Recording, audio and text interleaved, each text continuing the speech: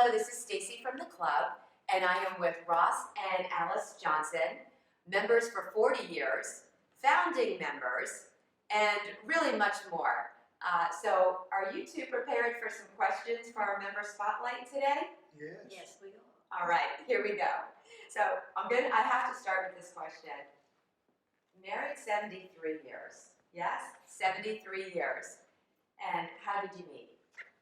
Well, Alice was going to Marble Falls High School, and I went to Vernon High School, and we just became acquainted. We knew each other that way, not intimately, but just that way.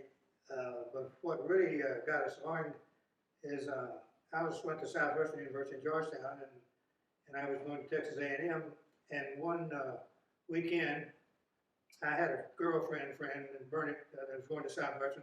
We had dates, and I saw Alice, and hadn't seen her in a year or two. And Alice was glamorous, beautiful. And so we talked a little bit then, and then that summer, that was shortly after World War II, and we had a big dance in Vernon, so I thought about Alice, and so I called the ranch. Alice lives on a ranch, a big ranch, and she was in Dallas visiting her Aunt Alice, who she's named for. But her mother gave me the phone number and the address. So I sent Alice a telegram telling her I'd like to call her the next day at 8 o'clock. So we did, and she accepted, and we started dating then. And of course, Alice couldn't go to A&M at the time, so I transferred to Southwestern. You did? That's what That was a good and story. the best move right? I've made in my life. Okay. Laugh for her. I think so too, 73 years, that's pretty special. I love that.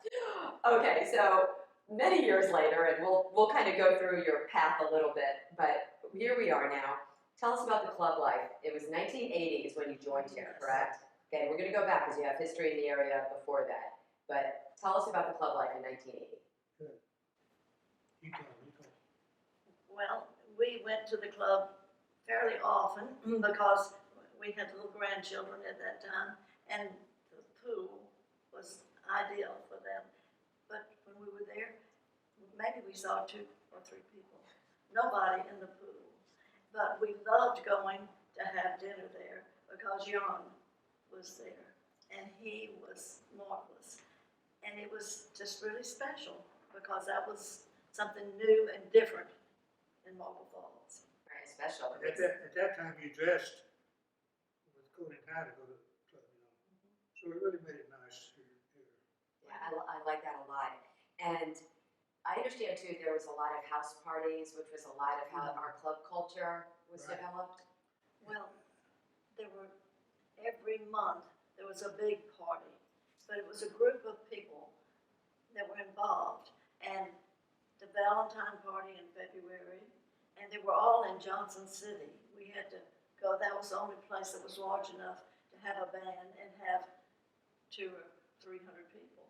But most of the time, if you had, 150, that was a bunch from Horseshoe Bay. And every single month there was a party. March, St. Patrick's Day.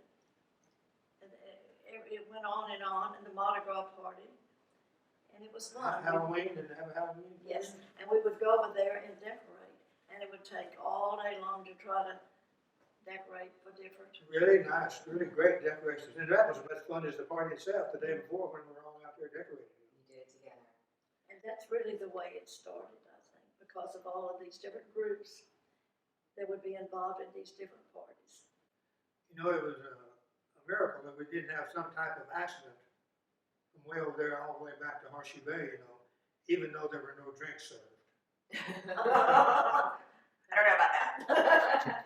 All right, so here we are today, and we were chatting earlier about the Cat Rock Pavilion, but what would you say really is kind of one of the major things today that is special to you and that you enjoy today about Horseshoe Bay?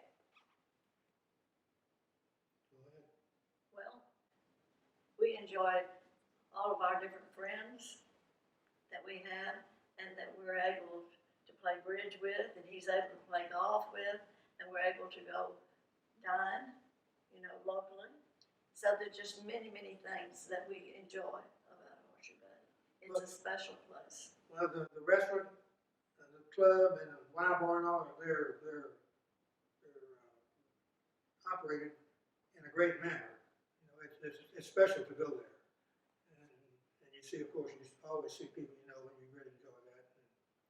It's always about the people, right? As Yeah. Mr. Mitchell always says, it's not the brick and mortar, it's the lifestyle and the people. Yeah, that's right. And I think that regardless of the circumstances, the club always tried to do the very best they could.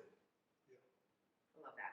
Okay, so now, kind of changing a little bit, you and your family's involvement with the development of Marble Falls. Yes, both of our great grandfathers. You go ahead and tell. Well, I'll let Alice talk about her family. My family, my great grandfather was raised in Marble Falls and then went to the Civil War. And he was a general. He was blinded in the Civil War, but he came back and he had an associate with him, and he laid out the town of Marble Falls. You know, put the streets in where the business center would be, even though he was blind. Very good. And then his son was the mayor of Marble Falls back there, and then he was in the Abstract. abstract business. That's what you had back then instead of a guaranteed title. When you bought or sold property, you had to have an abstract to detail where it is, you know. So they moved to Burnett then, and my great grandfather built 3 big homes in Burnett, and he was always involved in land. Now, was this is the early stages of Burnett too? Oh yeah, early 20s. Okay, so Yeah. very much kind of founders in the Yeah. development of both of those Yeah. towns. Right. And he has the historical marker for him is in front of the River City Grill, because at the time, the lake was not there and you had the falls. And so that's how, I guess, Marble Falls became Marble Falls. You know what? And I have to say, I've always wondered a little bit about how they got its name.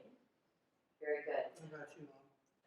Well, my great-grandfather founded the ranch, and it's either the first or the second oldest deed record in Burnett County in 1852.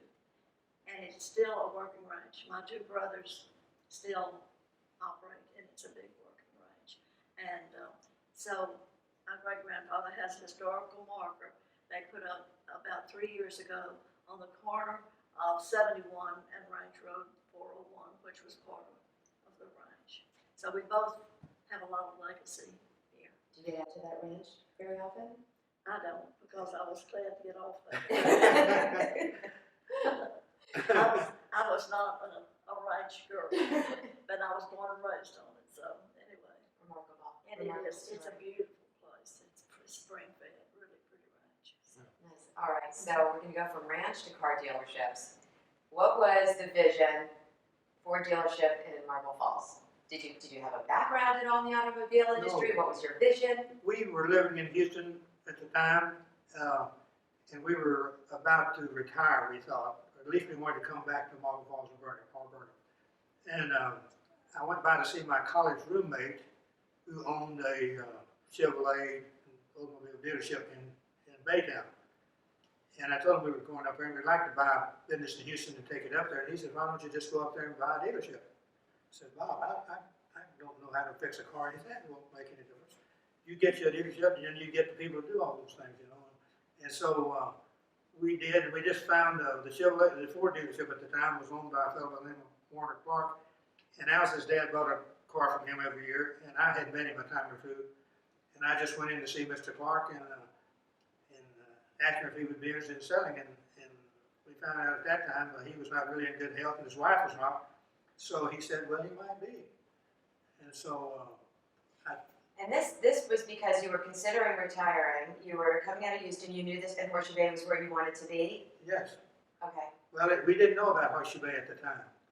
We were both from this area, Yeah. and my parents were still. Sure, with the market. Right. Okay. So we bought the dealership, and then in 1979, and about 3 or 4 years later, we Ford gave us what did you call it? Satellite. A satellite store in Marble Falls. Just one statement with Ford Motor Company, but 2 stores. And then later, in about nearly when, honey? 2000. 2000, they suggested we put the two stores together in Marble Falls, and they said they'd build a building for us. So it's always been a really good move, really, really good. And Ford Motor Company has been the best people to deal with in the world. Very nice, and I'm gonna go a little out of our order. But I want to tell you something that Ross didn't mention. We had to be approved, by Ford, and not having had car experience. So we went into Houston, where the district office was, and the district manager at that time was Jack Kendall, who is now Tom Kendall's father. That's where I was just getting ready to go. You were right on cue. Okay. And so he interviewed us, and not having any car experience and not even being close to being in the automobile industry, he approved us. He liked the fact that our families were well entrenched here. That's what he really liked. And so, anyway, we had the signed deal where he signed off to let us have the dealership. So we gave that to Tom, and now Tom is running that because he married our granddaughter. And that's Stacy, right? Yes, it And is. of course, we're skipping one. Yes, let's talk about the stools, please, Luann, please. Well, Bob had banks in Dallas, and he sold them, and he wanted to come down here. He was tired of the banking business. So he came down here to help us run it, and he was in it several years, and he brought in Tom. And when he brought in Tom had not really the automobile background, but having been raised in it, it was easy for him. So that's how it all transpired, and now Tom basically runs it. And the entire family are members, right? Yes. Luann and Bob and. So we and kept it Stacy. in the family, and it'll probably stay in the family, so that's Great. So let's talk a little bit about the economic growth and what you have seen over the years and where we are today. Well, I think it's been a steady growth, and it just seemed like Marble Falls was the place to be.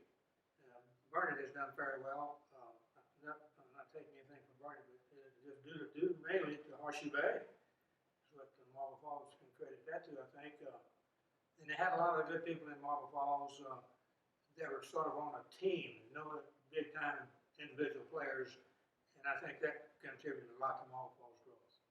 What do you see in its future? Big pardon? What about its future? Well, golly, I think it's just unlimited.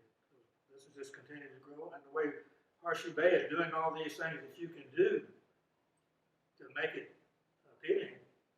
So I think the Marble Falls will grow, and Horseshoe will come to its own. Of course, it is right now. Yes, a lot happening right now. Having you all and all these things that We're happen. all trying. Yeah.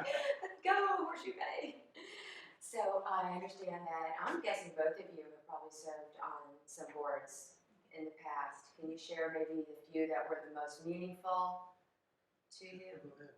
Well, I was president of the Marble Falls Lake LBG Chamber of Commerce, and then I was on the Crisis Center board, which people don't realize until you're on a board like that, what all goes on in a community. And that was a very meaningful board to be on. And then Well, when Alice got on there, and Ron Mitchell was beginning to play a part in the Marble Falls Chamber, and he changed it from a town to an area chamber of commerce, and they started the All the way of life. That's And so Alice got to be involved with Ron there for a little while and could see how he did things, So when you are driving into Marble Falls and you see the lights, that must be marvelous for When you. I grew up, the main street was not even paved. So you could, when you're 92 years old, you've seen a lot. So, and it really is amazing what has happened. It's beautiful, It right? is. And you're part of that.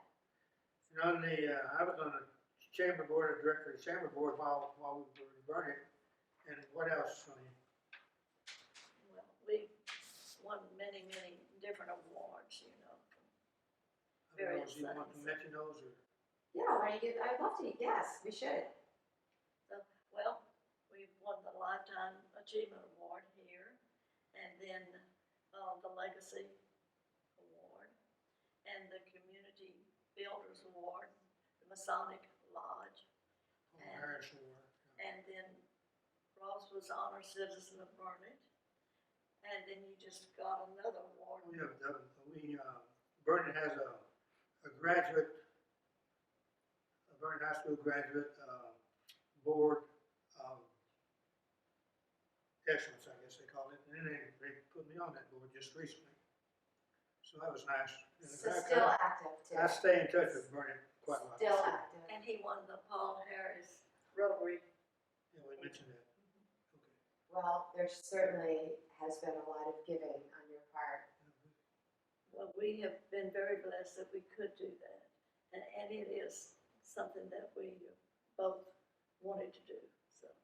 And you're taking a little bit more time off. You're playing a lot of golf, and you're that's bridge. I played a lot of bridge. And where are you playing? It's Well, I used to play at Quail Point, but now we're playing in homes with very limited, like, four, you know. And now, next week, we're starting 2 clubs that we have served lunch. One the first Monday of every month, and the other one the third Friday. And we're going to start those up in December. good. Loving this. So 2 tables. Wonderful. Yeah, I would like to say that the golf situation here is probably as good as it gets anywhere. Because if you want to play golf and don't know anyone, well, there's a big group you can join, or you can, there's millions of, several groups that play, have 2 foursomes or 1 foursome, and you form a lot of really close relationships doing that. And I see you out there with the guys, and I see you've got a lot of friends, of course. Yeah. How many days do you play each week? I play once for sure, and I try to play one more time, and I practice a little bit. You do get out and still hit some balls. Great. Yeah. What's your favorite course? Summit. And have you had a hole in one? I haven't had, I had a hole in one at Summit too. I've had 4, I believe. Only 4. No, he was 92, and he had a hole in one at Summit 2 years ago. So they're all accidents, you know. They'll take it kind of far, aren't they? It's true.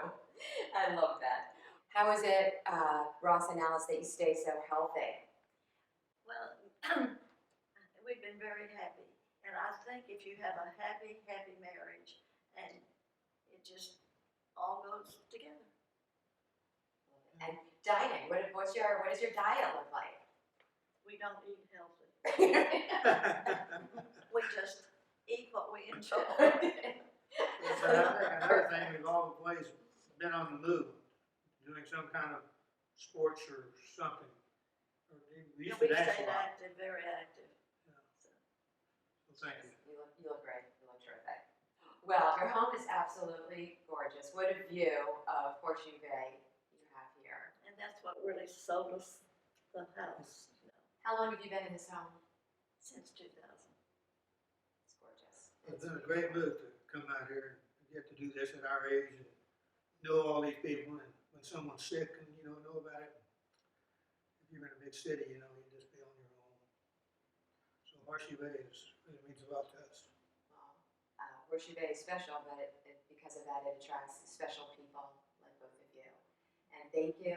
Is there anything that I didn't bring up that we should chat about before we close? Well, the fellow you work for is great. He has been a really asset to Horseshoe Bay. In fact, Horseshoe Bay, I don't think would be Horseshoe Bay without him. Yeah, that's right. He's very committed, and he's very passionate about the members. That's it. He really cares about the members.